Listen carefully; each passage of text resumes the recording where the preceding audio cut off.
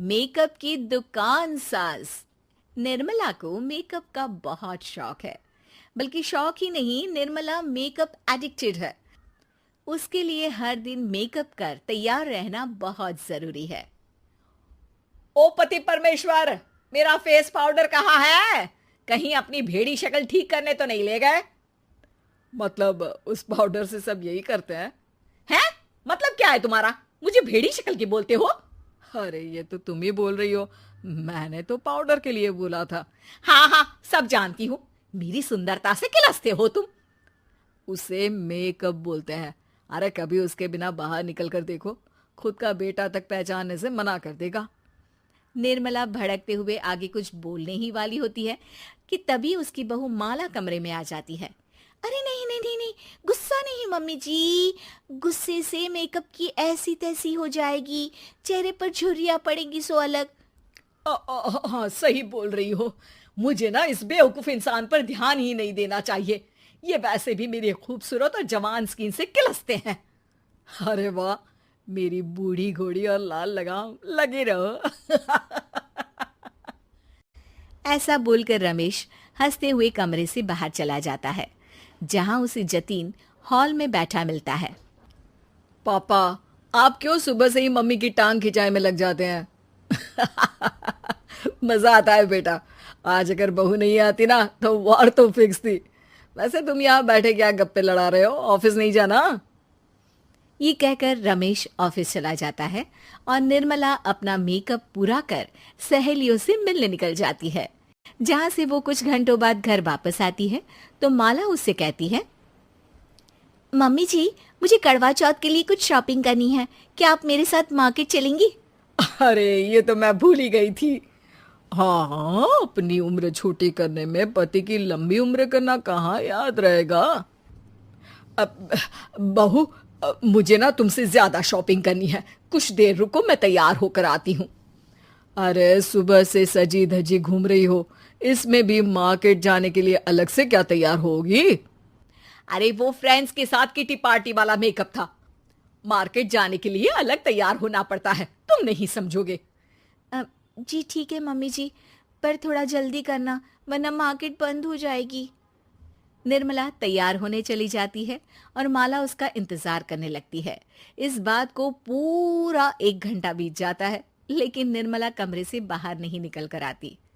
Mummy जी, बहुत late हो गया है, प्लीज जल्दी आइए ना। अरे आ रही हूँ।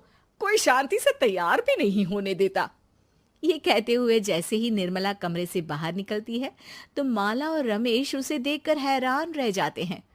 अरे सिर्फ मार्केट जाने के लिए कपड़े, हेयर स्टाइल, मेकअप सब बदल दिया। अरे आखिर ऐसा कौन करता है? मैं करती हूँ जी। अगर आपके अंदर कोई फैशन सेंस नहीं है ना तो इसमें मैं क्या कर सकती हूँ? आप दोनों इसे बाद में कंटिन्यू कर लेना, अभी बहुत लेट हो रहा है, प्लीज चले। मार्केट पहुंचते ही निर्मला मेकअप की दुकान पर चढ़ जाती है और एक के बाद एक सामान देखने लगती है। मम्मी जी, प्लीज थोड़ा जल्दी कीजिए, मुझे साड़ी खरीदनी है, दुकान बंद हो जाएगी। माला बार बार निर्मला को यही बोलती रहती है, लेकिन वो तो उसकी एक भी नहीं सुनती और देखते ही देखते मार्केट की सब दुकानें बंद हो जाती है। चलो मेरी शॉपिंग तो हो गई। अरे तुम्हें कुछ नहीं खरीदना? बहुत जल्दी याद आया आपको। अब इस मेकअप को लेकर ही घर चलो, मैं कल अकेले आकर खरीद लूंगी।